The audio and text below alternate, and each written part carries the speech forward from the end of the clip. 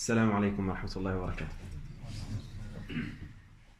بسم الله الرحمن الرحيم. الحمد لله رب العالمين، وأصلي وأسلم على أشرف الأنبياء والمرسلين نبينا محمد وعلى آله وصحبه أجمعين. اللهم لا علم لنا إلا ما علمتنا إنك أنت العليم الحكيم، ولا فهم لنا إلا ما فهمتنا إنك أنت الجواد الكريم.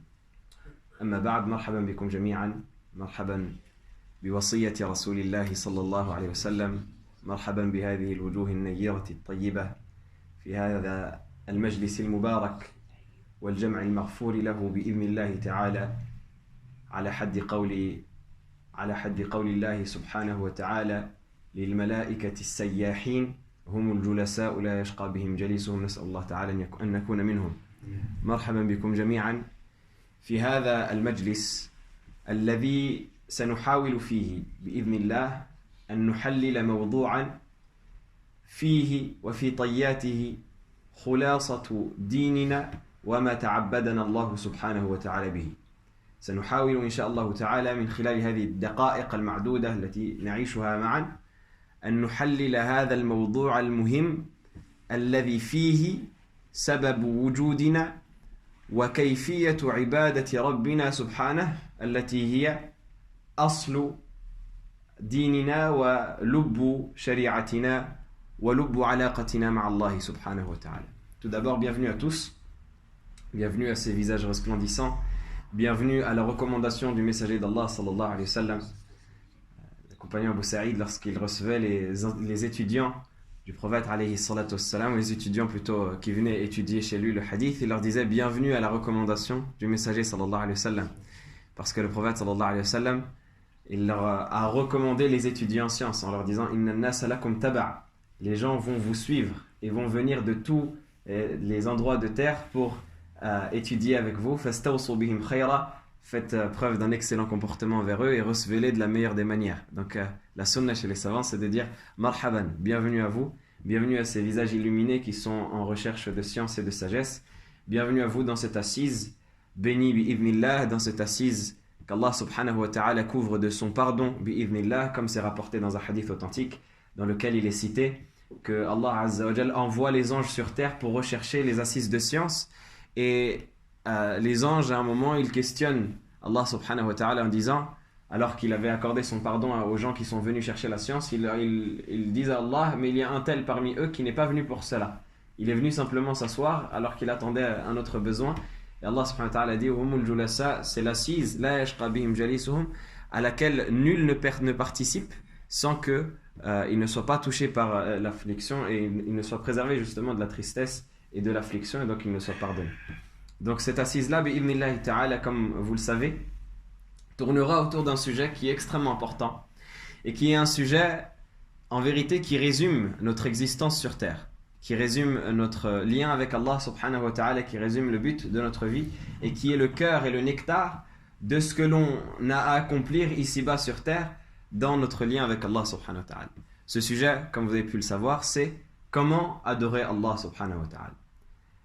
كلنا يعلم أن الله عز وجل إنما خلقنا من أجل إقامة عبادته.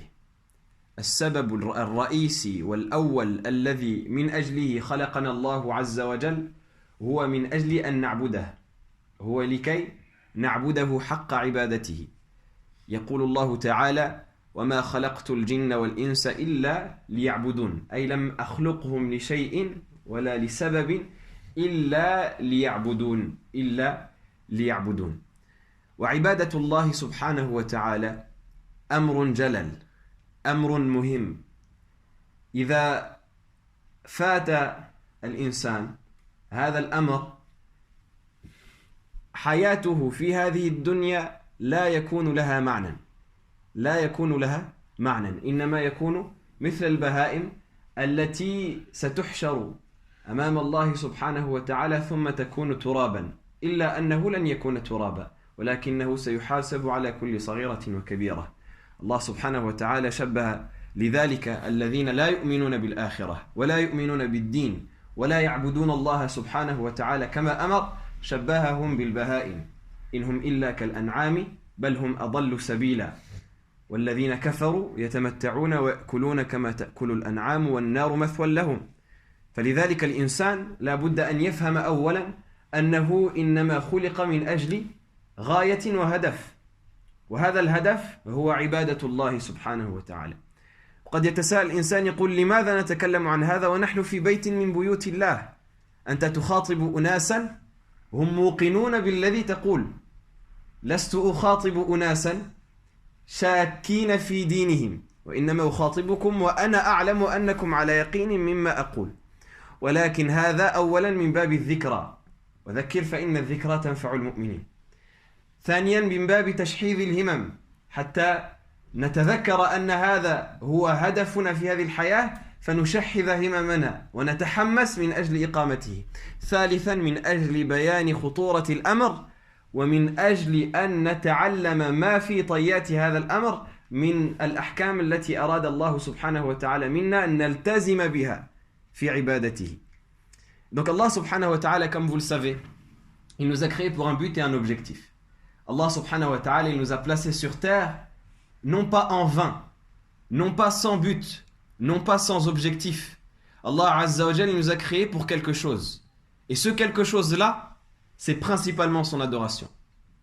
La première des choses pour laquelle Allah subhanahu wa ta'ala nous a créés, c'est son adoration. Allah azza wa jalla nous dit dans le verset que vous connaissez tous, je n'ai créé les djinns et les hommes que pour qu'ils m'adorent. Je n'ai créé les djinns et les hommes que pour mon adoration. La seule et unique raison principale pour laquelle Allah subhanahu wa ta'ala a créé les djinns et les hommes, c'est pour son adoration subhanahu wa ta'ala. Donc Allah azza wa jalla nous dit, je n'ai créé les djinns et les hommes que pour qu'ils m'adorent. C'est-à-dire que les djinns et les hommes doivent prendre conscience que leur objectif principal ici-bas sur terre, c'est l'adoration d'Allah subhanahu wa ta'ala. Mais une personne pourrait me demander, pourquoi est-ce que tu nous parles de ça alors qu'on est à la mosquée? Tu parlerais de cela dans la rue à des gens qui sont athées ou qui sont d'une autre religion ou d'une autre croyance ou d'une autre philosophie ou d'une autre idéologie, on comprendrait. Mais là tu parles à des gens, tu prêches des convaincus, tu parles à des gens qui savent. Si vous êtes ici et que vous patientez alors qu'on est après Salat al-Asr et que vous auriez très bien pu quitter l'assise ou très bien pu ne pas venir, bien si vous êtes ici, que vous avez prié avec nous et que vous assistez, eh bien c'est parce que vous avez la certitude que ce que je dis c'est le but de votre vie et que vous voulez accomplir cette adoration pour laquelle vous avez été créé. Alors c'est quoi le but derrière le rappel de cela? Bien, il y a trois objectifs principaux. La première des choses, c'est de se rappeler tous ensemble cet objectif-là, parce qu'on peut le savoir au plus profond de nous-mêmes, mais le train de vie qu'on a ici-bas qui fait qu'on tend vers la dunya, on tend vers les attraits mondains, on tend vers les richesses d'ici-bas, on tend vers les distractions, vers la futilité, eh bien ça nous fait oublier cela dans la réalité. Ça veut dire que ça devient de la théorie et non plus de la pratique au sens propre. On vide la religion de son essence et on garde simplement l'apparence. En apparence, je suis musulman. En apparence, je sais que j'ai été créé pour l'adoration d'Allah. Mais dans mes choix de vie, dans mon quotidien, dans mon application au quotidien, est-ce que véritablement j'ai placé l'adoration d'Allah comme premier objectif? Est-ce que véritablement j'ai placé l'adoration d'Allah comme première source de ma vie? Est-ce que véritablement j'ai placé l'adoration d'Allah au centre de ma vie et à la place qu'elle mérite? Ça, c'est la première des questions. Le deuxième point, c'est pour se motiver entre nous. Parce que se le rappeler et se le rappeler et se le rappeler encore et encore, eh bien ça fait que ça devient une chose ancrée dans nos esprits et on est motivé pour changer nos vies et pour les réformer encore davantage, pour arriver à cet objectif-là d'adorer Allah subhanahu wa ta'ala comme il convient. Vous savez, dans le marketing, les personnes qui travaillent pour dunya, ils travaillent bien. Nous, dans le din, on est encore faibles par rapport à ces gens-là. Les gens qui travaillent dans le marketing, ils travaillent très bien. Quand il s'agit d'argent, il n'y a plus de faiblesse ou de médiocrité. Dans le din, malheureusement, ça existe. Mais dans le marketing, généralement... Donc les gens du marketing, qu'est-ce qu'ils font? Ils investissent des centaines de milliers d'euros pour répéter des publicités qui vont s'ancrer dans votre esprit et qui ne vont plus les quitter. Qui ne vont plus le quitter. À tel point qu'aujourd'hui, simplement en regardant un logo, on peut dire c'est quelle marque, n'est-ce pas? Simplement en entendant un slogan, on peut terminer le slogan. Sans en citer pour ne pas salir l'assise. Mais simplement en écoutant le début d'une chanson, on sait que c'est la chanson qu'il y a dans telle pub. Tellement on l'a entendu. Parce qu'on l'entend à chaque fois qu'on allume la télé, à chaque fois qu'on allume la radio, quand on passe sur les panneaux. Et ça, c'est pour dunya. Et dans le din, c'est la même chose. On peut être conscient d'une chose, on peut savoir une chose, mais il faut la répéter constamment pour que ça s'ancre bien dans nos esprits. Et c'est pour cela qu'Allah subhanahu wa ta'ala nous dit « Wa dhakir » rappelle, فَإِنَّ الذِّكْرَ تَنْفَعُ الْمُؤْمِنِينَ, car le rappel est bénéfique aux croyants. Et la troisième raison, c'est parce que cette adoration, bien qu'on soit conscient que c'est le but de notre création, bien qu'on soit conscient que c'est l'objectif pour lequel on est dans la vie d'ici-bas, eh bien cette adoration d'Allah subhanahu wa ta'ala, l'adoration d'Allah subhanahu wa ta'ala, elle a des règles, elle a des principes, elle a une marche à suivre. On a un chemin qui nous est tracé dans l'adoration d'Allah pour savoir comment adorer Allah. Parce que la question, ce n'est pas est-ce qu'on doit adorer Allah, ça vous le savez. Mais comment adorer Allah? Eh bien là, il y a des points qu'il est important de relever même pour les musulmans. Parce qu'il y a des choses que l'on ignore. Parce qu'il y a des choses que l'on n'a pas forcément à l'esprit. Et parce qu'il y a une méthodologie qui malheureusement, de nos jours en particulier, se perd de plus en plus.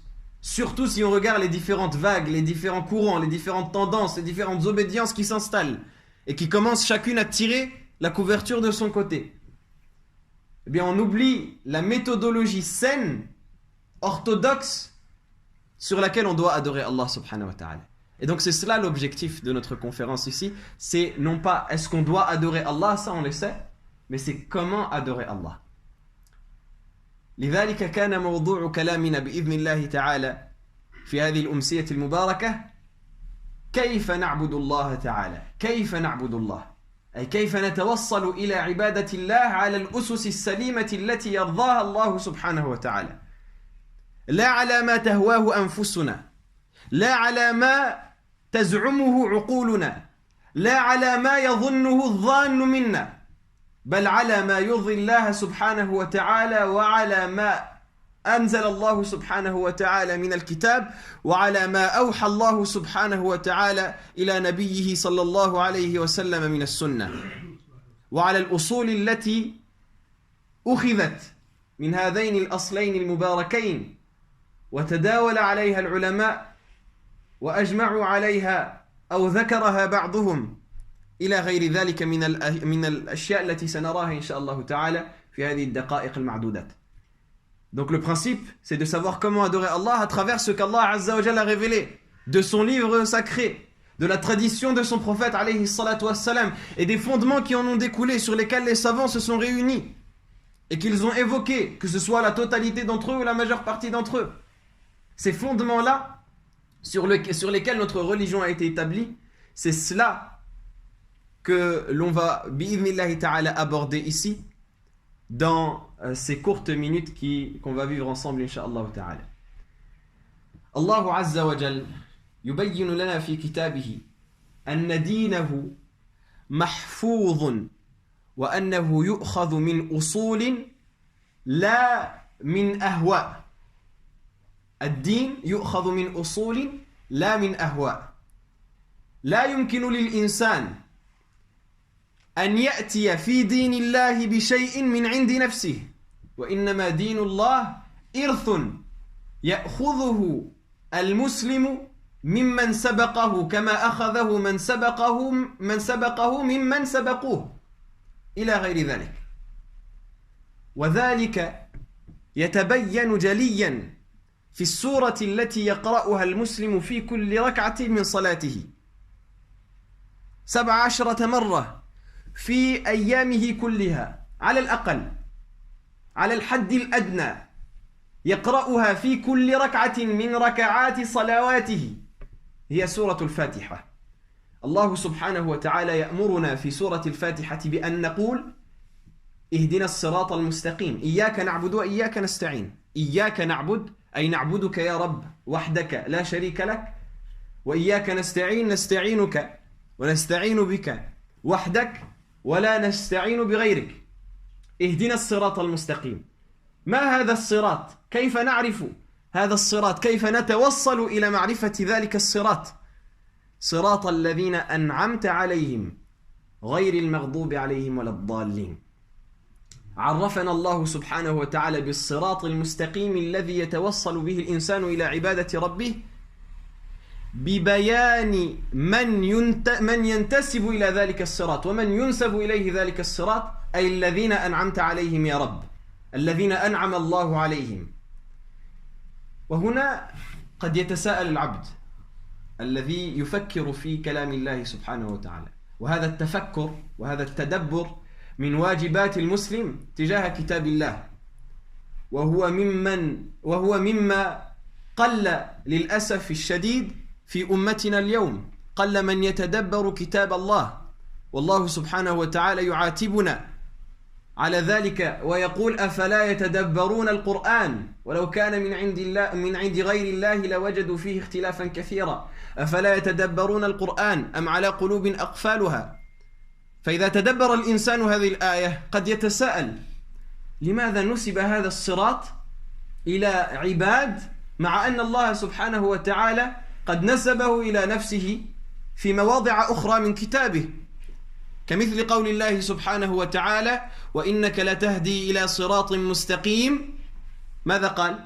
صراط الذين أنعم الله عليهم؟ لا، قال صراط الله الذي له ملك السماوات الذي له ما في السماوات وما في الأرض. صراط الله، نسب الصراط إلى نفسه. فلماذا لم يأتي في سورة الفاتحة مثل ما أتى في تلك السورة؟ لأسباب لا بد أن نتدبرها. Donc Allah subhanahu wa ta'ala, il nous mentionne dans son livre l'importance de considérer son adoration comme il se doit sur le chemin qu'il a tracé pour y arriver. Allah Azza wa Jalla, il nous mentionne dans son livre qu'il y a un chemin qui est tracé pour arriver à son adoration. Et que ce chemin-là, c'est ce chemin sur lequel doit être la personne et pas un autre. Il y a un seul chemin qui mène vers Allah subhanahu wa ta'ala. Tous les autres, ils sont fermés. Tous les autres sentiers mènent vers l'égarement. Il y a un seul chemin qui mène vers Allah. Et comment le connaître? Comment le distinguer? C'est une chose qu'Allah subhanahu wa ta'ala a mentionné dans la sourate que l'on récite à chaque unité de sa prière, qui est sourate Al-Fatiha, n'est-ce pas? Allah subhanahu wa ta'ala, il mentionne cela dans sourate Al-Fatiha qu'on récite au minimum 17 fois par jour. Ça, c'est pour les moins motivés d'entre nous comme moi. Mais les pieux que je vois en face de moi, vous récitez encore plus.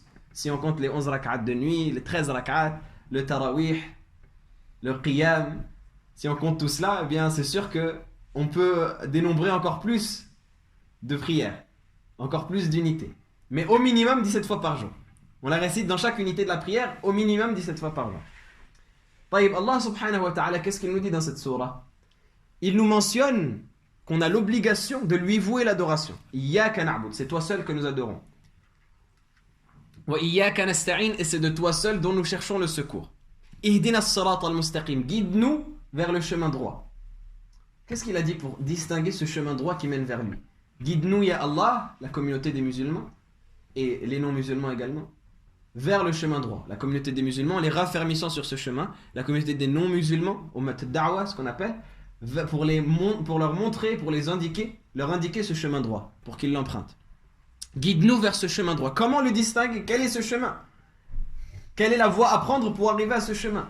Allah subhanahu wa ta'ala nous dit le chemin de ceux que tu as comblés de tes bienfaits. Non pas le chemin de ceux qui ont couru ta colère, ni des égarés. Pourquoi est-ce qu'Allah subhanahu wa ta'ala, il attribue ce chemin-là à des hommes?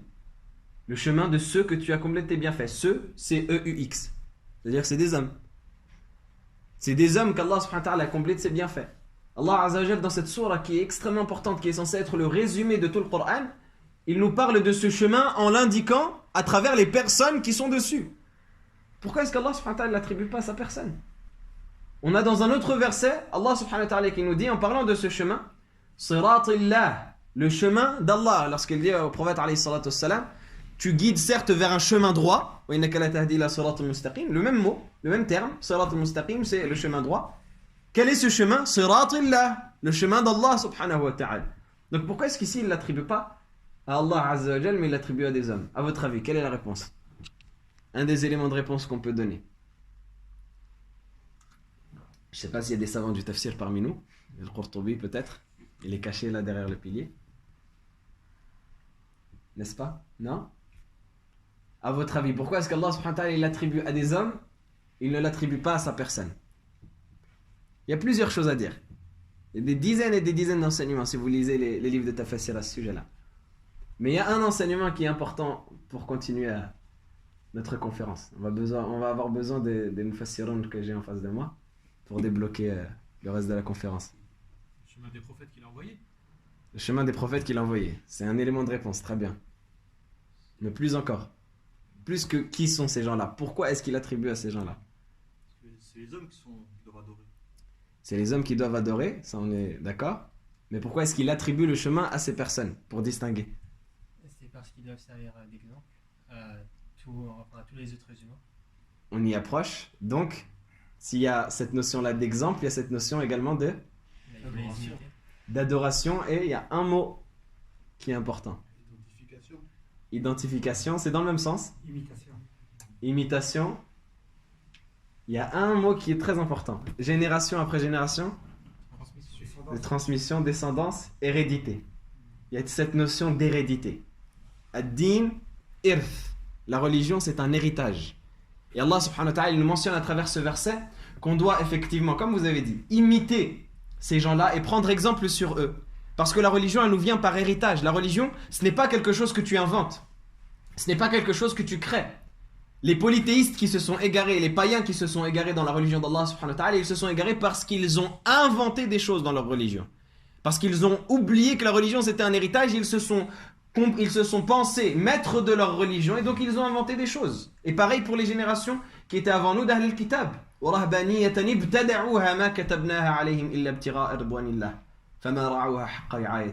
Et un ascétisme, un monachisme, qu'ils ont inventé, que nous ne leur avons pas prescrit, mais ils l'ont inventé par la recherche de la satisfaction d'Allah et ils ne l'ont pas respecté comme il se devrait. Ma ta'buduna illa asma'an sammaytumuha ma anzala Allahu biha min sultan. Vous n'adorez que des noms que vous avez inventés, à propos desquels Allah n'a révélé aucune preuve.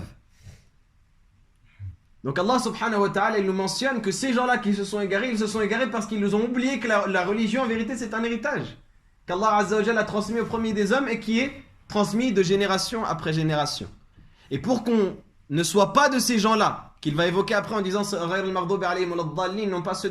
non pas le chemin de ceux qui ont couru ta colère ni des égarés, pour qu'on ne soit pas de ces gens-là, il nous rappelle de nous accrocher à cet héritage-là en disant le chemin de ceux que tu as comblé tes bienfaits, pour dire fais attention à ne pas t'écarter de ce chemin-là qui est tracé par les hommes qui se sont transmis l'héritage et qui ont constitué cette chaîne qui remonte jusqu'aux prophètes et donc qui remonte des prophètes aux prophètes et qui remonte au premier des prophètes qui est Adam alayhi salam et Allah subhanahu wa ta'ala bien évidemment. Et dans notre communauté à nous qui remonte jusqu'au prophète Muhammad sallallahu alayhi wa sallam, qui remonte à Jibril et Allah subhanahu wa ta'ala à travers la transmission qu'il lui a faite. Donc pour nous rappeler que c'est un héritage et que cet héritage-là il est extrêmement important. لذلك نبهنا الله سبحانه وتعالى في هذه الآية إلى أن الدين إرث.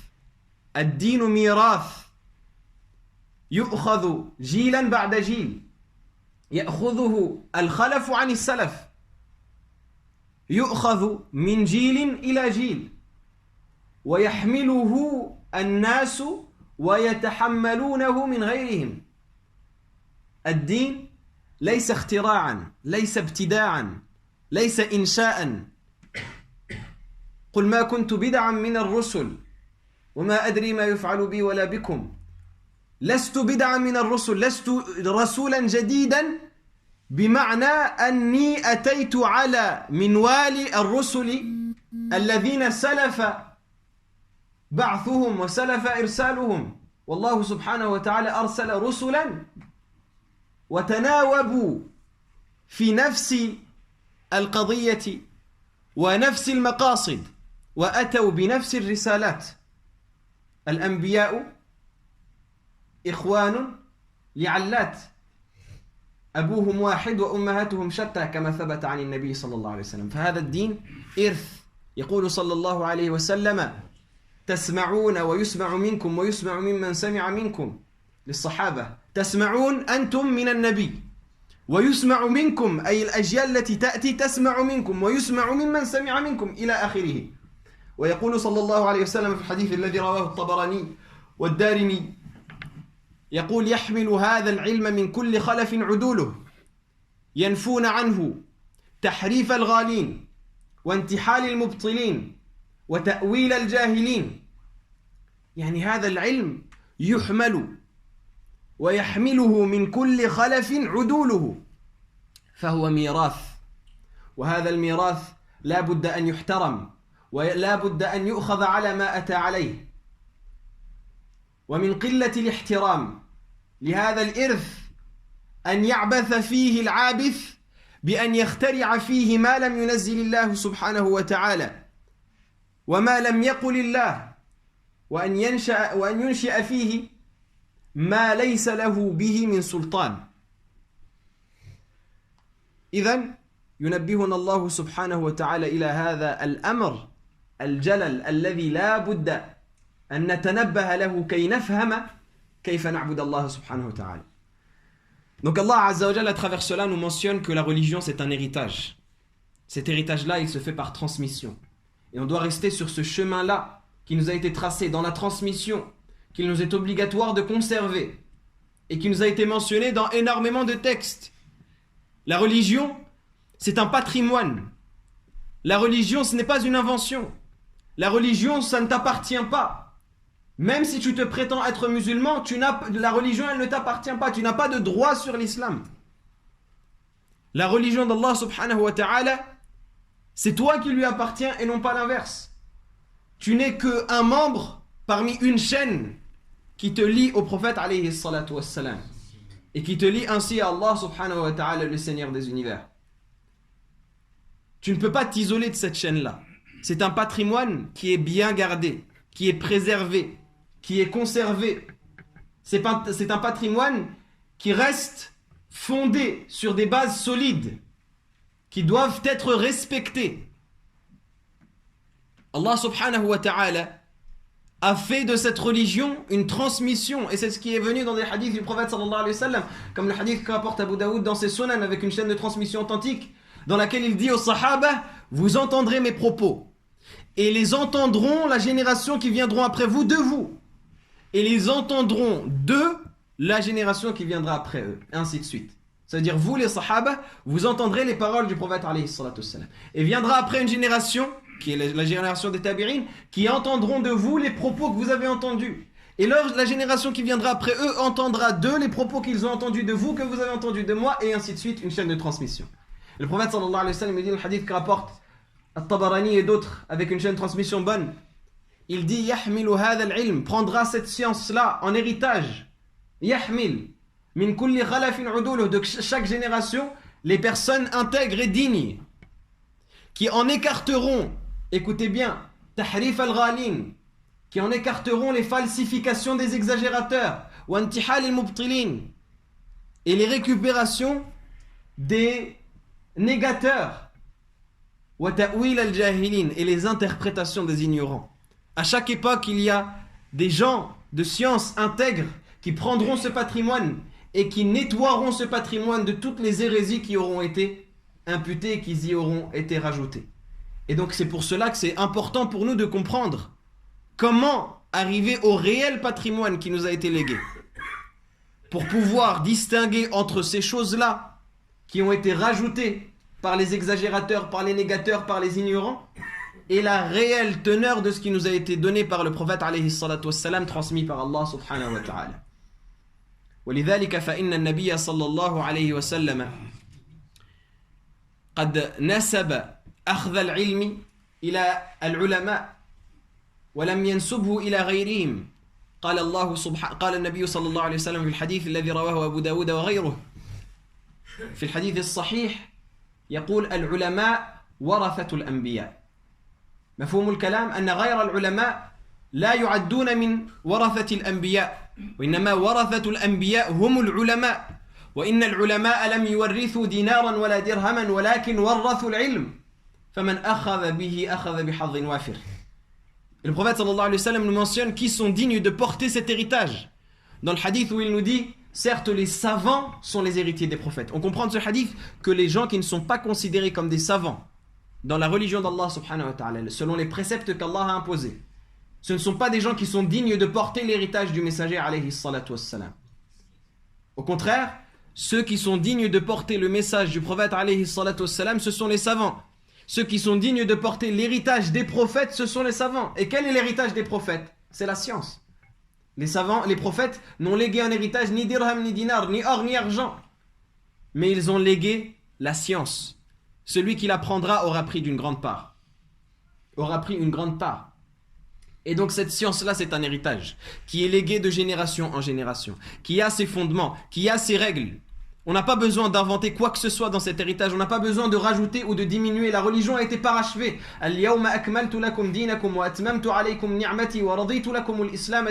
Aujourd'hui, j'ai parachevé pour vous mon bienfait. J'ai agréé l'islam pour vous comme religion. Aujourd'hui, j'ai accompli pour vous votre religion. J'ai parachevé sur vous mon bienfait. J'ai agréé pour vous l'islam comme religion. Allah subhanahu wa ta'ala nous dit, il a parachevé pour nous cette religion, il l'a accomplie. Donc Allah subhanahu wa ta'ala nous mentionne que cette religion-là, elle est complète, elle a ses fondements, elle a ses règles, elle a ses principes. Et effectivement, on aura l'occasion par la suite de voir que ces principes-là, Allah subhanahu wa ta'ala a fait en sorte qu'ils soient malléables, qu'ils soient facilités pour permettre une marge de manœuvre, une marge de réflexion. Mais ça n'enlève rien au fait que la religion est basée sur des fondements. Elle est basée sur des principes qui sont extrêmement importants.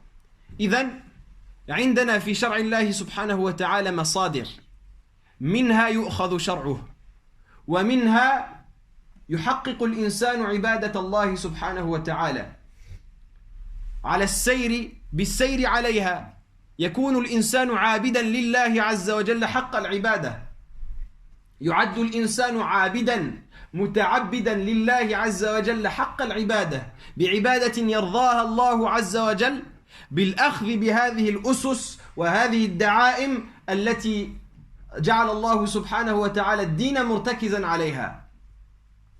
هذه الأسس التي تكون الإرث الذي جعله الله سبحانه وتعالى في أيدي العلماء.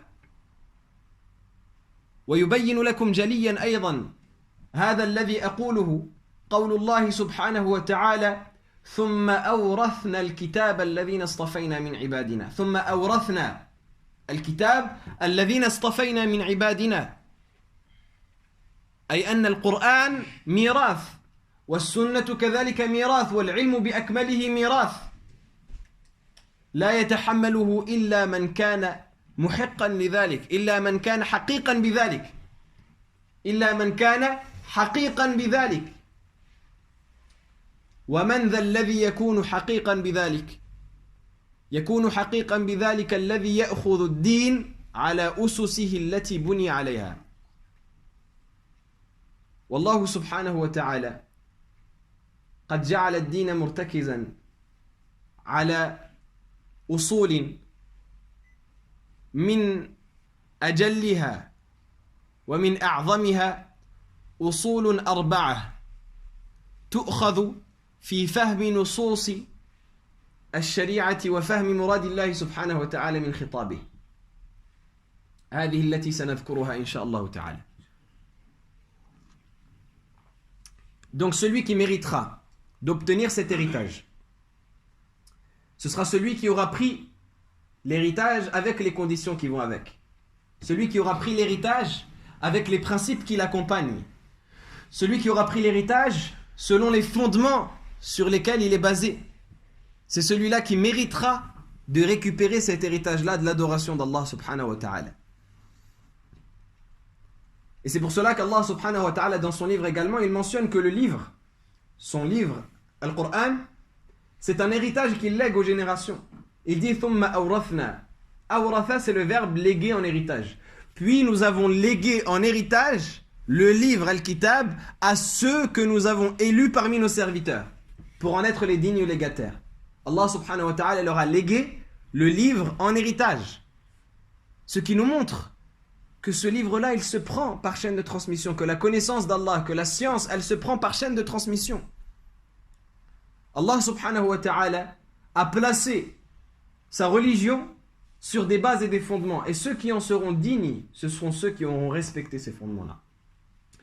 Et parmi les fondements principaux avec lesquels on va connaître la législation d'Allah qui va nous amener à son adoration, avec lesquels on va savoir comment adorer Allah, il y a 4 fondements principaux et fondamentaux qu'on va évoquer, Inch'Allah ta'ala, dans cette assise en résumé, pour qu'on comprenne la portée et l'importance de tout cela, et l'importance de prendre le lien qui nous lie à Allah subhanahu wa ta'ala selon les bonnes bases.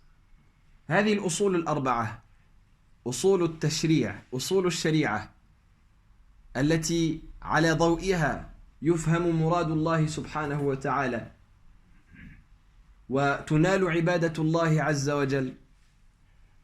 هذه الأصول الأربعة هي في الحقيقة أصول كثيرة ولكن المجمع عليها 4. الأول كلام الله سبحانه وتعالى القرآن، والثاني كلام النبي صلى الله عليه وسلم السنة، والثالث إجماع أمة النبي صلى الله عليه وسلم، والرابع القياس على ذلك. هذه أصول 4 أجمعت الأمة عليها وعلى الأخذ بها وعلى اعتبارها مصادر للشريعة. أصول أجمعت الأمة على الأخذ بها وعلى اعتبارها مصادر للشريعة، ولا بد وحري بنا أن نتفهمها وأن نعرف قدرها، لا سيما مع ما يقال فيها في زماننا من بني جلدتنا لا من غيرنا، ما يقوله فيها من ينتسبون إلى الإسلام للأسف الشديد، يحاولون أن يهدموا هذه الأصول بأفواههم وأن يطمسوا أنوارها، والله متم نوره، والله سبحانه وتعالى يتم نوره. من تفهم هذه الأصول 4 علم قدر ما أورث الله سبحانه وتعالى عباده من الشرع الإسلامي المبارك. ونبدأ إن شاء الله تعالى بكتاب الله. Donc Allah subhanahu wa ta'ala a fondé sa religion, il nous a montré les fondements de sa religion sur énormément de fondements. Parmi eux, il y en a 4 sur lesquels toute la communauté est d'accord, sur lesquels il y a consensus, sur lesquels toute la communauté est d'accord. Ces 4 fondements principaux, ce sont le livre d'Allah, la sunna du prophète alayhi salatu wassalam, le consensus de la communauté et le jugement par analogie. Ça, c'est les 4 fondements principaux sur lesquels tout le monde est d'accord. C'est ce qu'on appelle les fondements de la législation, les fondements de la jurisprudence, avec lesquels on va connaître ce qu'Allah subhanahu wa ta'ala veut de nous à travers son adoration. Et on doit comprendre l'importance de ces 4 fondements, et ce sera ce avec quoi, incha'Allah ta'ala, on va terminer ce propos, pour comprendre l'importance de cet héritage, et surtout savoir déconstruire le discours que certains tiennent pour détruire ces fondements sur lesquels toute la communauté a été d'accord. Toute la communauté a été d'accord sur ces 4 fondements, et malheureusement il y a des gens à notre époque, non pas des gens qui sont ennemis de l'islam, des gens qui s'attribuent de la communauté de l'islam, qui essayent de déconstruire ces fondements, qui essayent de briser ces fondements-là. Le livre d'Allah, la sunna du prophète alayhi salatu wassalam, le consensus de la communauté, l'analogie. On essaye de remettre en question, de remettre en cause tous les sujets, toutes les thématiques, tous les cas, de remettre en cause ces choses-là, à une époque où normalement tout est clos, où normalement on a cet héritage-là. Effectivement, avec une marge de manœuvre, comme je disais, on aura l'occasion d'en parler juste après, mais avec ces fondements-là qui sont restreints, qui sont établis. Et malgré cela, on a des gens qui remettent en doute jusqu'à la parole d'Allah et la parole de son prophète alayhi salatu wassalam. Donc pour déconstruire cela, on doit comprendre l'importance de ces sources. Awalan, kalamullah subhanahu wa ta'ala. Premièrement, la parole d'Allah azza wa jalla. Allah subhanahu wa ta'ala anzala fina kitaban ja'alahu nibrasan lil muttaqin. جعله الحبل المتين والصراط المستقيم الذي إذا اعتصم الإنسان به هداه الله سبحانه وتعالى إلى أقوم السبل وإذا صد الإنسان عنه وتركه قسمه الله كما ثبت عن النبي صلى الله عليه وسلم فيما رواه الترمذي وغيره أن علي بن أبي طالب رضي الله تعالى عنه دخل عليه رجل يشكو إليه ما خاض فيه بعض الناس من الجدال في دين الله سبحانه وتعالى والمراء. فقال علي بن أبي طالب: سمعت رسول الله صلى الله عليه وسلم يقول: ستكون فتن. قلت: ما المخرج منها يا رسول الله؟ قال صلى الله عليه وسلم: كتاب الله فيه نبأ ما قبلكم وخبر ما بعدكم وحكم ما بينكم، هو الفصل الذي ليس بالهزل، هو الصراط المستقيم والحبل المتين. يقول صلى الله عليه وسلم: هو الفصل الذي ليس بالهزل، ما تركه من جبار إلا قصمه الله، ومن ابتغى الهدى في غيره أضله الله. يقول صلى الله عليه وسلم: كتاب الله هو المخرج من الفتن، إلى آخر هذا الحديث. من اعتصم بكتاب الله نجا من الفتن، وكتاب الله إرث كما ذكرنا من هذه الآية. ثم أورثنا الكتاب أن يؤخذ من الأسلاف، ولا يجوز أخذه من الكتب، كما قال أحد العلماء وهو أعمر بن حنبوبة الشنقيطي رحمه الله، يقول: ولا يجوز أخذها من الكتب، أي تلاوة القرآن، كما به قد صرحوا، بل قد يجب عليك أن تأخذه ممن يريك كيفية النطق به فاه لفيك. يعني عليك أن تأخذ كتاب الله من أربابه، عليك أن تأخذ كتاب الله بالأسانيد في تلاوته، في قراءته، وفي فهمه كذلك. فهم كتاب الله له أرباب، له علماء تكلموا فيه، وكتاب الله يتعلق بفهمه الفنون كلها، من فنون العربية وفنون أصول التفسير وفنون أصول الفقه، وما روي عن الصحابة وما روي عن التابعين وما روي من أشعار العرب إلى غير ذلك. يتعلق به فنون كثيرة لا بد أن يتقنها الإنسان حتى يخوض في معانيه، وإلا تأول كتاب الله بما لم يرده الله سبحانه وتعالى من كلامه، وهذا قد أتى فيه الوعيد الشديد، حتى قال أبو بكر رضي الله تعالى عنه: أي سماء تظلني وأي أرض تقلني إن قلت في كتاب الله ما ليس لي به علم. Donc le livre d'Allah subhanahu wa ta'ala, c'est le premier fondement de cet héritage. Le livre d'Allah, c'est la corde qui est liée entre nous et lui. Dans un hadith, le prophète sallallahu alayhi wa sallam, il nous dit que le livre d'Allah, c'est une corde, c'est un câble dont un des côtés, un des bords est entre nos mains et l'autre bord est entre les mains d'Allah subhanahu wa ta'ala. Pour nous donner cette image de ce lien direct qui nous lie à Allah azza wa jal. Et dans un hadith qui est rapporté par At-Tirmidhi, il est dit qu'un homme est rentré voir Ali ibn Abi Talib en se plaignant d'un débat qui était à l'intérieur de la mosquée. Un débat qui menait les gens vers l'égarement. Et Ali ibn Abi Talib a dit à cet homme: j'ai entendu le prophète sallallahu alayhi wa sallam dire: il y aura des dissensions. Aujourd'hui, il y a des dissensions, il y a des divisions. Le prophète sallallahu alayhi wa sallam l'a annoncé. Il a dit: satakunu fitan. Il y aura des divergences, il y aura des dissensions, il y aura des tentations. Les compagnons ont dit: mal makhraju minha ya Rasulallah. Comment s'en sortir au messager d'Allah? Et le prophète sallallahu alayhi wa sallam a répondu: c'est le livre d'Allah. Le livre d'Allah, il contient les informations de ceux qui étaient avant vous. Il contient les annonces de ceux qui seront après vous. Et il contient le jugement entre vous. C'est la parole tranchante qui ne contient pas de plaisanterie. C'est le lien qui vous mène vers Allah subhanahu wa ta'ala. Al-hablu al-matin.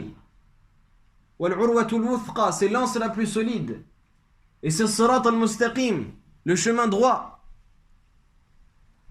Toute personne qui le prendra pour y chercher la guidée, Allah subhanahu wa ta'ala lui accordera la guidée.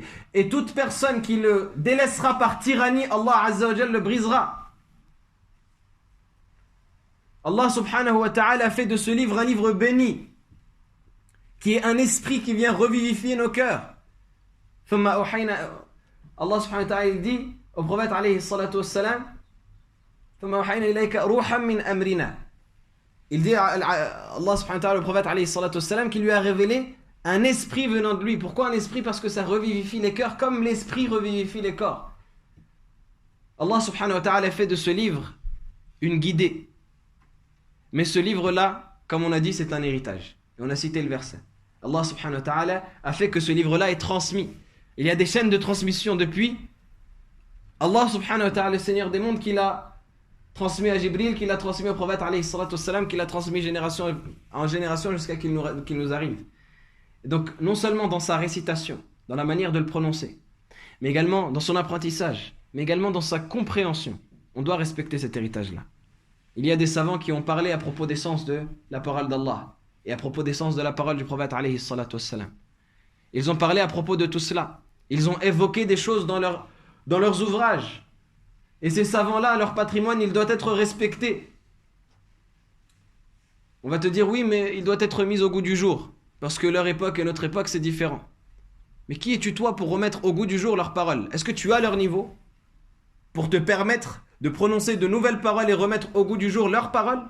Ne serait-ce que pour les comprendre déjà. Pour comprendre les paroles de ces gens-là, des fois, il faut un certain niveau.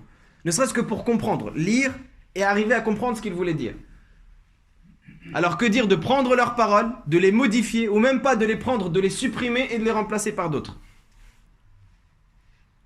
Allah subhanahu wa ta'ala a transmis cet héritage aux légataires, à des gens qui l'ont transmis ensuite aux générations suivantes, etc., etc. On a un héritage, on a un patrimoine qui existe. Et il y a une menace très lourde, conséquente, gravissime, pour toute personne qui se permettrait de se prononcer à propos du livre d'Allah avec ignorance. Abu Bakr radiyallahu ta'ala anhu, alors que c'était Abu Bakr, c'était à l'unanimité le plus savant des compagnons. Les compagnons sont unanimes sur le fait que Abu Bakr c'était le plus savant d'entre eux. Et malgré cela, Abu Bakr, qu'est-ce qu'il dit? Il dit: quel ciel pourrait me couvrir et quelle terre pourrait me supporter si je disais à propos du livre d'Allah ce dont je n'ai aucune science. Aujourd'hui, tu as des gens, ils ouvrent juste le mushaf. Il ne comprend même pas ce qui est dit. Même le mushaf, la parole d'Allah, sans rien d'autre, il ne comprend pas. Et il commence à sortir la plus grande des philosophies, à faire son propre tafsir, son propre exégèse. Il se prend pour Tabari, pour Qurtubi, Ibn Kathir. C'est Ibn Kathir 2.0. Il prend le verset et il dit: moi je pense que le verset ça veut dire ça. Mais c'est le contraire. Il dit: non mais ça c'était avant, maintenant je pense qu'il y a une nouvelle explication à donner. Et je pense que ce mot-là il a été placé pour ça. Khalik d'après ceux qui sont en train de compter les numéros des lettres et en train de faire la numérologie et toutes ces choses-là qui sont inventées. Juste ceux qui interprètent, alors que des fois ils ne le comprennent même pas. On prend n'importe quel verset, il se peut que les gens comprennent de travers la parole d'Allah subhanahu wa ta'ala. Allah subhanahu wa ta'ala, par exemple, dans son livre, il dit à propos de son prophète Yusuf, alayhi salam, qu'il dit dans son histoire, il dit dans un verset: Ma'adallah, innahu rabbi ahsan mathway. Il dit: je demande protection à Allah, c'est certes mon Seigneur qui m'a accordé un bon refuge. Et dans un autre verset, il dit: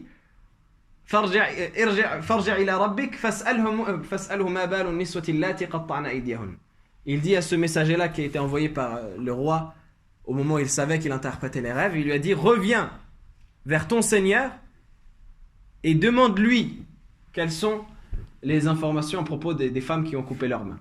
Si on prend le mot rabbik, qu'est-ce que ça veut dire? Est-ce que ça veut dire Allah subhanahu wa ta'ala? Il dit au messager: reviens vers ton Seigneur, ça veut dire quoi? Ça veut dire meurs, rentre dans ta tombe, va dans l'au-delà, questionne et après reviens parmi les vivants et donne-nous la réponse. Non, ça veut dire va vers le Seigneur de Misr, qui était le roi de l'Égypte à l'époque. Donc va vers lui et questionne-le. C'est mon Seigneur. Après, les savants ont donné deux explications, mais l'explication qui est retenue, c'est mon Seigneur qui m'a accordé un bon refuge, c'est-à-dire Aziz Misr, le maître, le roi de l'Égypte. Et je ne peux pas le trahir dans sa demeure avec sa propre épouse. Et donc, si on ne comprend pas ce verset de travers, on va rentrer dans les plus grandes philosophies alors que le verset il a un tout autre sens. Il y a une anecdote à propos de cela qui est qu'un savant, énormément d'anecdotes. Un savant, un homme, pardon, il a nommé son enfant Naktal. Il a nommé son enfant Naktal. Et un savant, il lui a posé la question. Il a dit, mais pourquoi est-ce que tu l'as nommé Naktal? Ça veut dire quoi Naktal? On ne connaît pas ce nom-là. Il a dit, si, c'est un des frères de Youssouf. Il a dit, mais je ne connais pas de frère de Youssouf qui s'appelle Naktal. Même dans les Israéliates, même dans tout ce qui est rapporté, il n'y a rien qui mentionne que le frère de Youssouf s'appelait Naktal.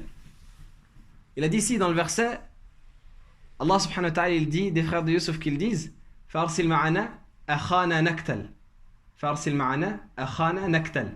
Envoie avec nous notre frère Naktal.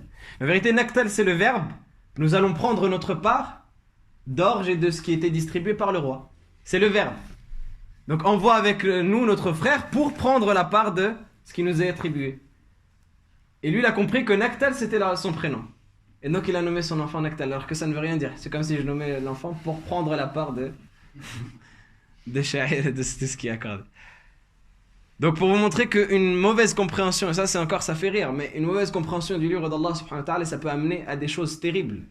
Et tout ce qui est dit aujourd'hui, à propos de l'hijab par exemple, à propos même de siyam, à propos même de salah,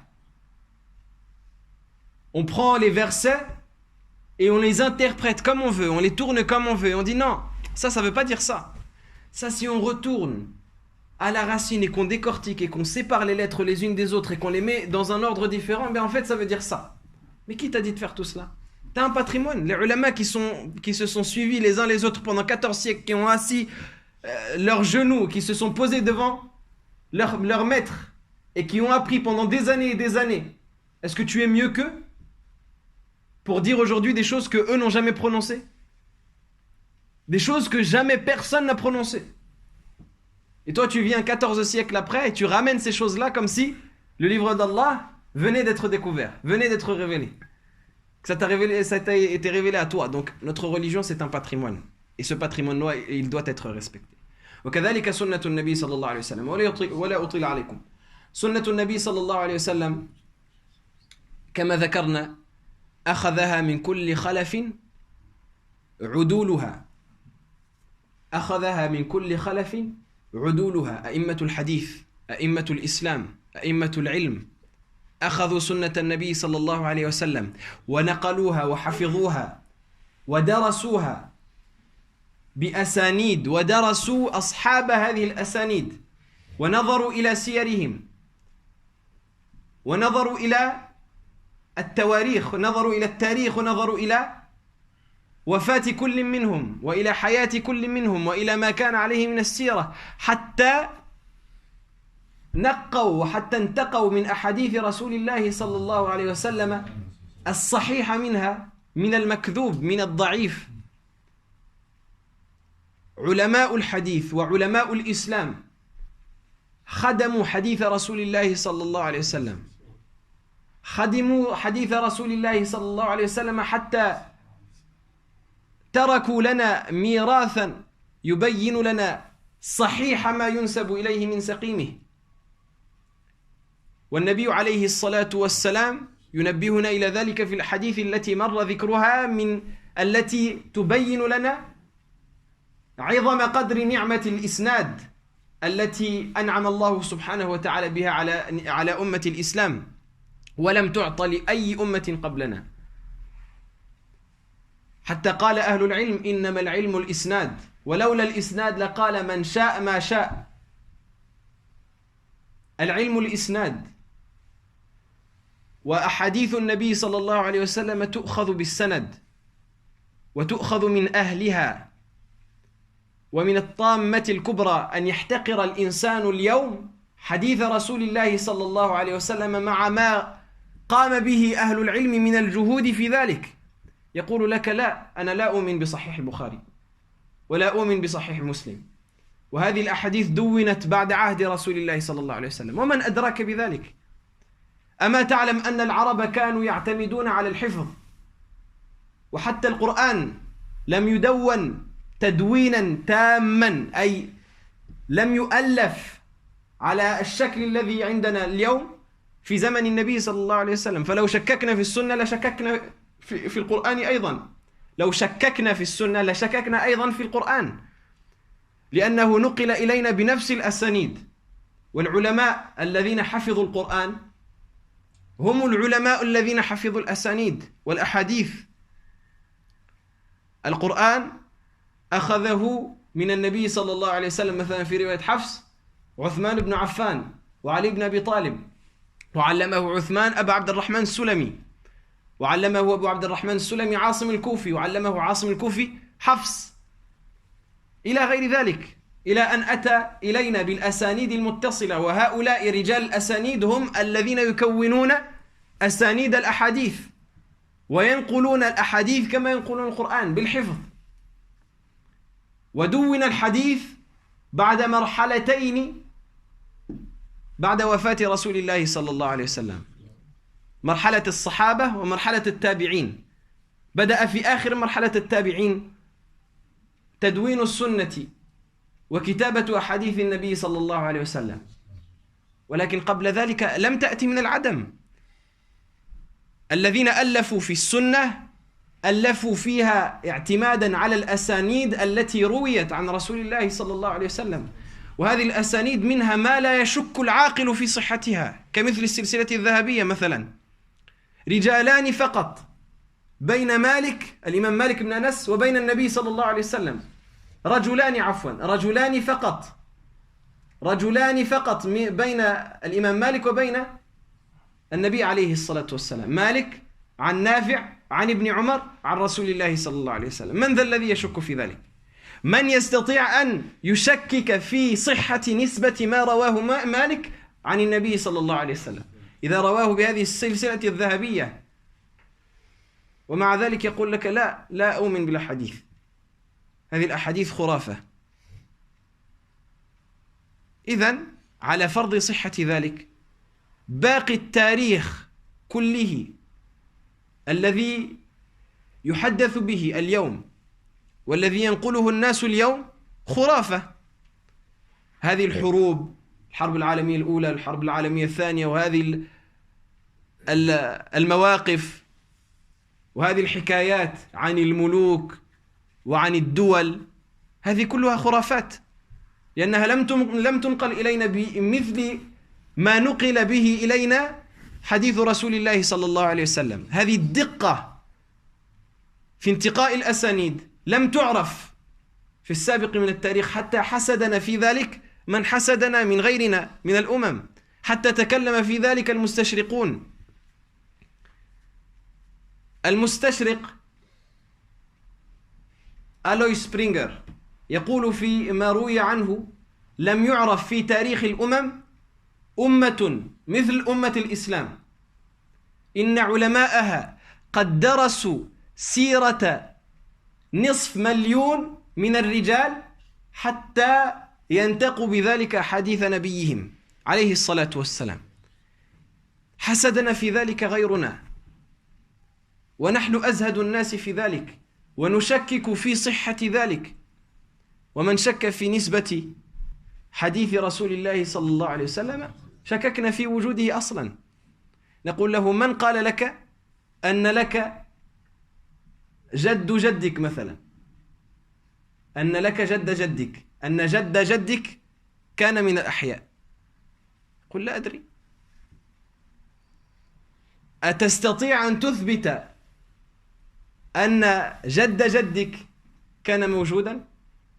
ما يعني حدثني عن اسمه، حدثني عن سيرته، حدثني عن تاريخ ولادته وعن تاريخ وفاته. إذا عجز عن ذلك فنقول له: أنت لست موجودا، كيف تثبت حياتك؟ يقول: أنا موجود الآن أمامك. نقول له: كذلك حديث النبي صلى الله عليه وسلم موجود، حديث النبي صلى الله عليه وسلم موجود مدون في الكتب بالأسانيد، فكيف تشك في نسبة هذا الذي يبين بيانا واضحا؟ ومع ذلك فأنت على يقين من هذا الذي يشك فيه ولا تستطيع أن تثبته بنفسك. حديث النبي صلى الله عليه وسلم خطورة نفيه عظيمة حذر منها رسول الله عليه الصلاة والسلام في الحديث الذي صح عنه فيه أنه قال يوشك أن يأتي أحد أو كما قال صلى الله عليه وسلم متكئا على أريكته يحدث بحديث من أحاديثي فيقول بيننا وبينكم كتاب الله ما وجدنا فيه من حلال استحللناه وما وجدنا فيه من حرام حرمناه. يقول صلى الله عليه وسلم ألا ما حرم رسول الله مثل ما حرم الله. سنة النبي صلى الله عليه وسلم في التشريع بمنزلة كلام الله عز وجل. Donc le deuxième fondement, sans trop tarder, c'est la sunna du prophète alayhi salatu wassalam. La transmission des paroles du prophète alayhi salatu wassalam. Le prophète alayhi salatu wassalam a transmis à ses compagnons des paroles à travers lesquelles il leur a enseigné les détails de leur religion. Tout ce qui est venu dans le livre d'Allah de manière concise et générale a été détaillé dans la sunna du prophète alayhi salatu wassalam. Comment accomplir les piliers de l'islam, ça n'a pas été cité de manière détaillée dans le Coran. Et ça a été détaillé par le prophète alayhi salatu wassalam. Donc la sunna du prophète sallallahu alayhi wa sallam, elle a cette valeur et elle est transmise à travers les chaînes de transmission qui sont un système précis de transmission de textes que nulle autre communauté n'a connu avant nous. Nulle autre communauté avant nous n'a connu ce système précis de transmission des textes.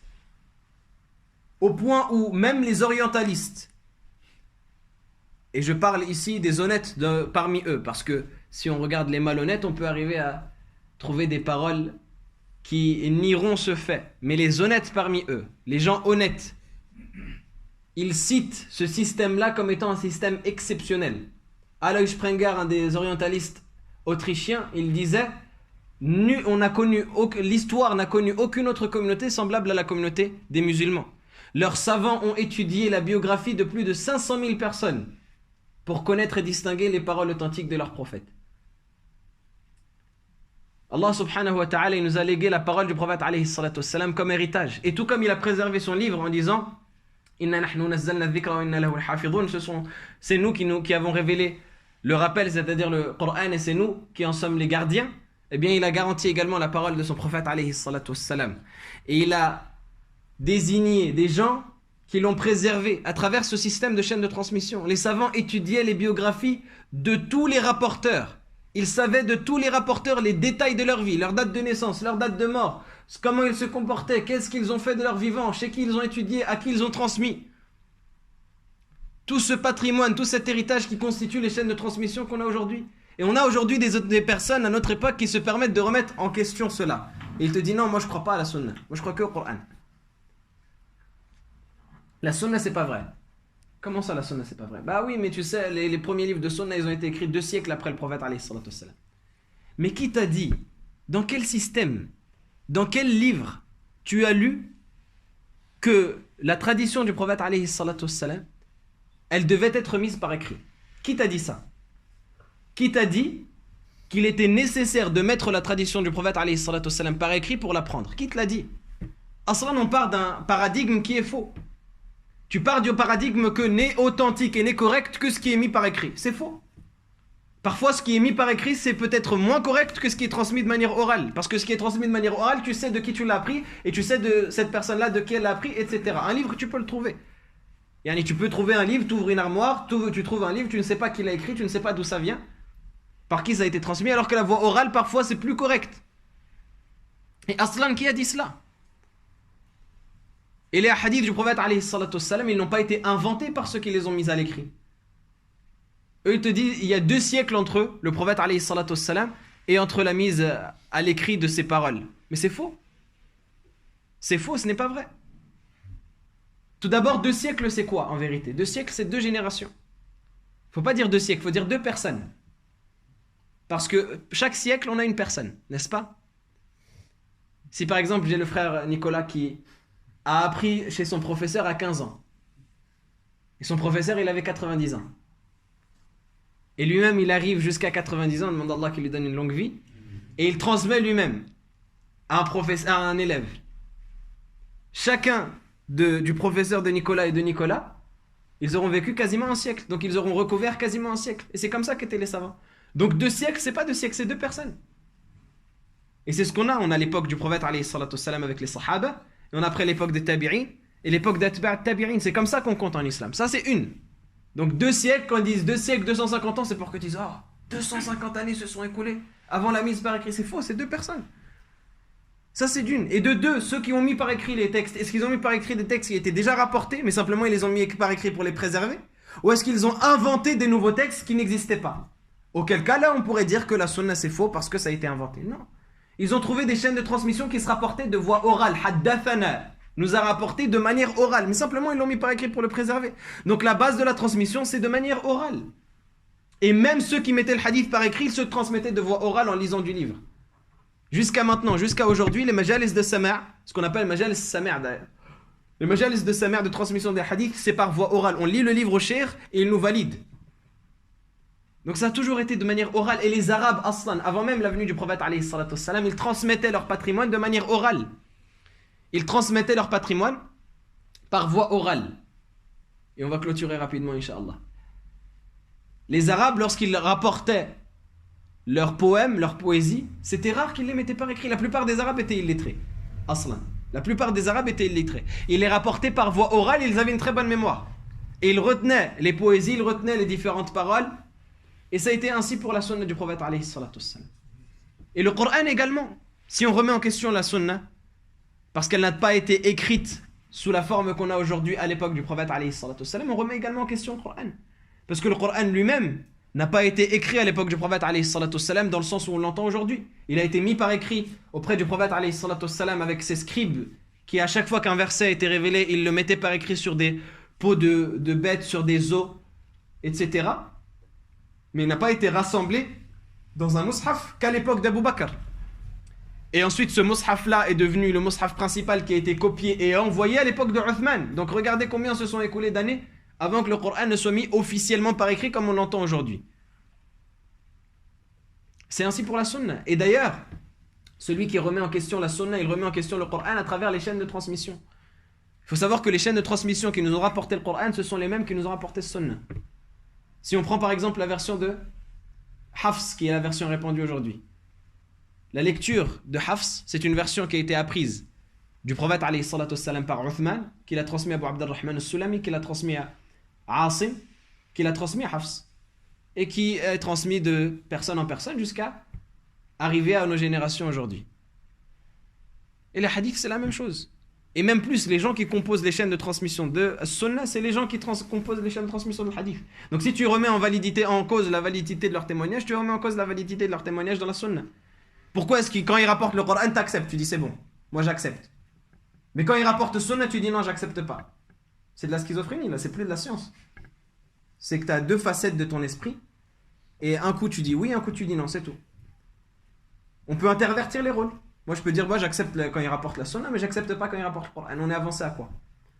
Donc ça c'est des choses qu'il faut démystifier, déconstruire, parce qu'on a des grands concepts grandiloquents que des gens nous ramènent, et parce qu'on pense que c'est des gens savants, et bien on accepte ce qu'ils disent. Ah, s'il a dit ça, c'est que c'est vrai. C'est faux. C'est des absurdités, c'est des non-sens, des aberrations qui sont dites à propos de la sunna du prophète alayhi salatu wassalam. Et le prophète alayhi salatu wassalam lui-même a mis en garde contre cela. Dans un hadith authentique, le prophète sallallahu alayhi wa sallam, il dit, viendra à une époque où on verra une personne allongée sur son divan, réciter des hadiths parmi mes hadiths, des récits que j'ai transmis, que j'ai rapportés, en disant baynana wa baynakum kitabullah, entre nous et entre vous le livre d'Allah. Les savants ils disent, il s'allonge sur son divan pour montrer la position de l'orgueilleux. Et c'est ce qu'on voit chez ces gens-là, ce sont des gens orgueilleux. Ils prétendent que ceux qui se rattachent à la sunna, c'est des gens arriérés, ils les rabaissent, ils les moquent, ils se moquent d'eux, ils sont condescendants envers eux. La sunna, c'est pour les arriérés. Entre nous et entre vous, on a le livre d'Allah. Ce qu'on trouve de halal dedans, on le rend halal. Et ce qu'on trouve de haram dedans, on le considère haram. Le prophète sallallahu alayhi wa sallam, il dit, certes, ce que le messager a considéré haram, c'est équivalent à ce qu'Allah azza wa jalla a considéré haram. Il ne prononce rien sous l'effet de la passion, ce n'est qu'une révélation inspirée. Donc celui qui dit je ne crois pas en Al-Bukhari, je ne crois pas en Muslim, celui-là il ne croit pas au Coran. Pour ces choses-là qu'on a évoquées. La législation du prophète alayhi salatu wassalam, elle va de pair avec le livre d'Allah subhanahu wa ta'ala. Et on termine bi'idhnillah avec l'ijma', avec le qiyas, qui sont deux fondements très importants. On va les évoquer en très résumé.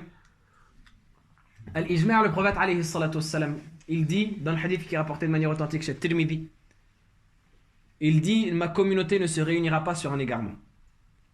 Ça veut dire ça c'est une garantie. S'il y a une chose sur laquelle toute la communauté est d'accord, eh bien ça veut dire que cette chose-là est une bonne chose. Toute la communauté est d'accord, personne n'a divergé. À une époque, parce que l'ijma', la définition c'est ittifaq mujtahidi ummati Muhammadin sallallahu alayhi wa sallam fi asrin ala hukmin shar'i. C'est le fait que les savants qui ont la capacité de l'ijtihad, d'émettre des efforts d'interprétation de la communauté du prophète alayhi salatu wassalam, soient tous d'accord, se mettent tous d'accord sur un jugement à une époque donnée. Ça veut dire à une époque donnée, on a tous les savants qui sont d'accord sur un jugement. Eh bien ça, c'est ce qu'on appelle l'ijma', le consensus. Et ce consensus-là, il a une valeur extrêmement importante. Il est accepté de manière absolue dans toutes les époques de la communauté. Personne n'a remis en cause le consensus, sauf des personnes qui ne sont pas considérées dans la divergence.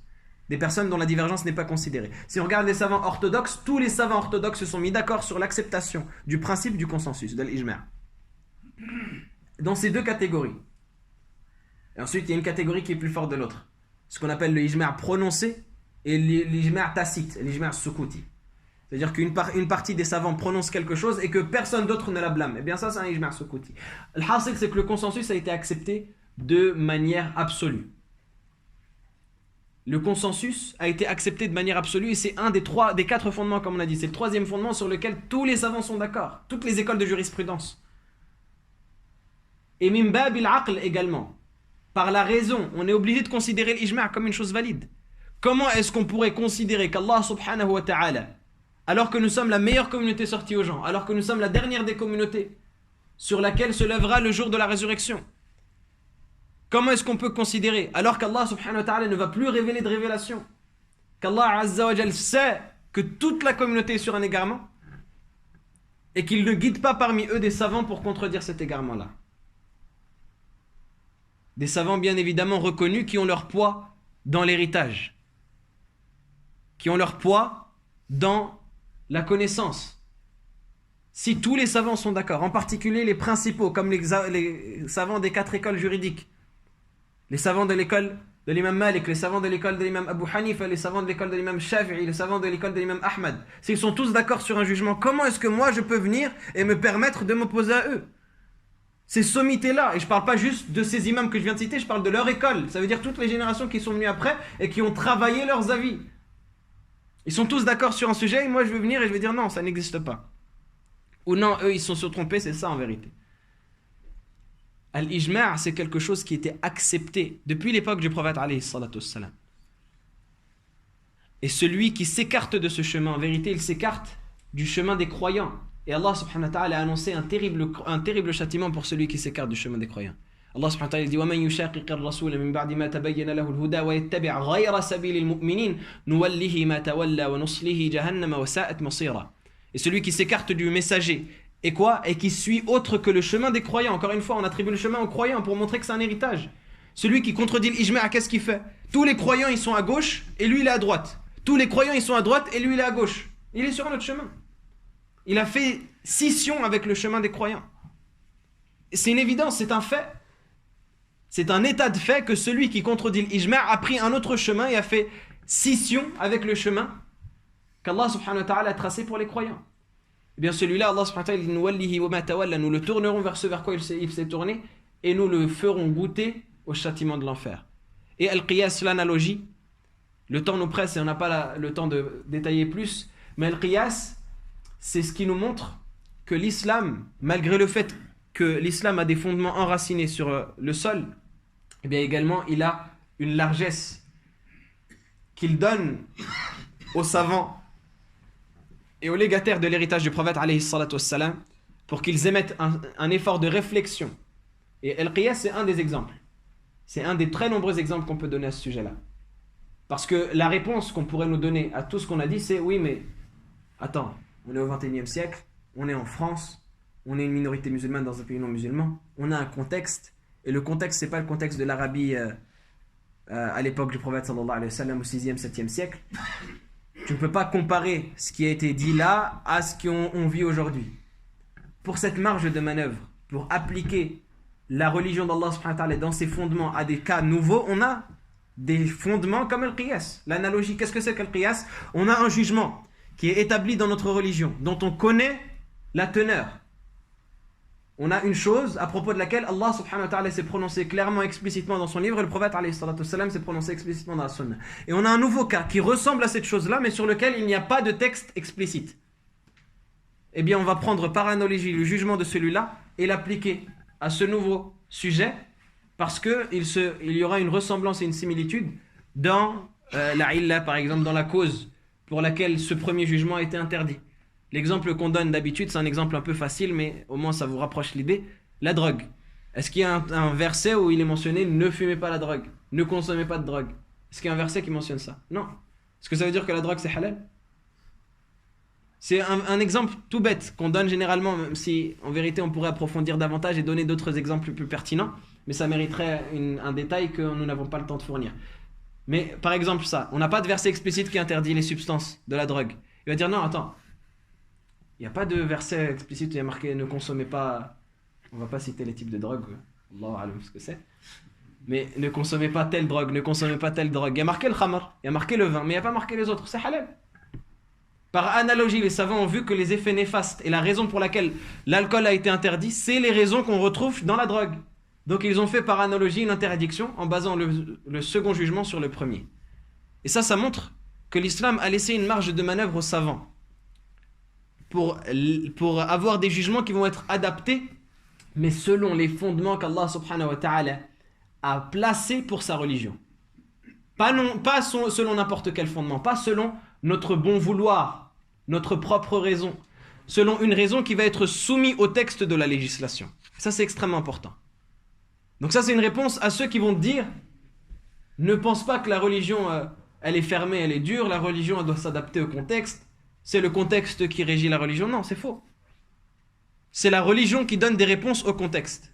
Donc la religion, elle est au-dessus. La religion donne des réponses au contexte, mais elle n'est jamais soumise au contexte. C'est deux choses à différencier. La religion donne des réponses au contexte, mais le contexte ne peut jamais modifier la religion, auquel cas on parlerait de falsification. Et auquel cas on dirait, et on prétendrait qu'Allah subhanahu wa ta'ala n'a pas prévu ce qui arriverait à notre époque. N'est-ce pas? Si on dit que la religion, elle doit s'adapter au contexte, dans ce terme-là, la religion doit s'adapter au contexte, ça veut dire qu'on met le contexte au-dessus. Ça veut dire quoi? Ça veut dire qu'on prétend qu'Allah subhanahu wa ta'ala ne savait pas ce qui allait venir à notre époque. Qu'Allah azza wa jalla n'a pas prévu le coup. Il n'a pas placé dans sa religion et dans sa législation des règles qu'on va appliquer à notre époque. Comme si le Coran s'était descendu juste pour les Arabes dans la péninsule arabique au 7e siècle, au 6e siècle. Juste pour ça. Et qu'Allah subhanahu wa ta'ala, il ne savait pas ce qui allait venir en Europe, il ne savait pas ce qui allait être en France, il ne savait pas ce qui allait être aux États-Unis, il ne savait pas ce qui allait être au Japon. Wal'iyadu billah. C'est évidemment une chose très grave. Et si la personne a dit non, ma'adallah, moi j'ai pas dit ça. Bah alors non, on dit qu'Allah subhanahu wa ta'ala a prévu toute chose, mais il a prévu une application qui va être basée sur des fondements qui, eux, vont être solides. À l'image d'un arbre. L'arbre, ses racines sont enracinées dans le sol, et ses ramures, ses branches s'élancent dans le ciel. Les ramures, les branches, elles peuvent plier au gré des vents. Mais est-ce que le tronc, il plie? Est-ce que les racines, elles plient? Non. Aujourd'hui, ces gens-là, ils essayent de déraciner l'arbre, de le coucher au sol. Et de dire, voilà, il le fait rouler, il le met partout où il veut, il le place lui où il veut. Et il dit, oui, la religion, elle doit s'adapter. Non. L'arbre, il est solide, il est fermement ancré, il est là où il est. On ne peut pas le déplacer. Mais les branches, elles peuvent s'incliner. Quand il faut à gauche, quand il faut à droite, quand il faut devant, quand il faut derrière. Les branches, elles peuvent s'incliner. On a une facilité. On a une application qui nous est laissée à travers l'ijtihad, à travers l'effort de réflexion. Mais les racines, elles sont fermes dans le sol. Et donc tout cela, ça nous ramène à la conclusion qui est comment adorer Allah. Adorer Allah subhanahu wa ta'ala à travers ce qu'il a révélé, à la lumière de la compréhension qu'il nous a accordée, à la lumière de l'héritage qu'il a légué aux savants. Adorer Allah subhanahu wa ta'ala à travers ce qu'il nous a révélé, à la lumière de la compréhension qu'il nous a accordée, qui elle-même va être à la lumière de l'héritage qu'il a légué aux savants. On a des légataires qu'on doit suivre, notamment à travers les 4 grandes écoles de jurisprudence islamique, qu'on doit suivre dans leur interprétation, qu'on doit suivre dans leur jugement. Et notre application de la religion, elle va être conditionnée à ce que eux ont compris, non pas à ce que nous comprenons par notre intelligence qui est limitée et par notre connaissance surtout qui est limitée. J'ai conscience que vous êtes tous intelligents, tabarakallah, et que on ne méprise personne et on ne considère que personne n'est trop idiot. C'est pas ça le propos. Mais le propos, c'est que quoi que tu fasses, tu n'arriveras jamais à avoir la même science que l'imam Malik a eu. Tu n'arriveras jamais à avoir la même science que l'imam Shafi'i a eu. Tu n'arriveras jamais à avoir la même science que Abu Hanifa, que l'imam Ahmed ont eu, que les grands imams de l'islam ont eu. À moins que tu prétendes que tu l'as, et auquel cas ça demande une preuve, et auquel cas tu pourrais être considéré mujtahid mutlaq. Mais la plupart des gens aujourd'hui, tu lui poses une question sur les ablutions, ils disent Allahu a'lam, subhanallah, on doit laver les oreilles. Subhanallah. Ou alors il vient après salat et dit moi j'ai fait quelque chose, je ne sais pas si ma prière elle est valide ou pas. Et c'est le même que tu vas retrouver dimanche, assis chez lui, à mettre sur Facebook, non, moi je ne considère pas que ce hadith il est valide. Hier, il te posait la question sur est-ce qu'on peut essuyer sur les chaussettes ou pas. Sur est-ce que ma femme elle est divorcée si je lui dis t'es moche. Et aujourd'hui, il débat sur les textes du prophète alayhi salatu wassalam. Et en plus en français. Il te dit non, le prophète sallallahu alayhi wa sallam a dit ça. En arabe ou en français? La traduction a dit ça.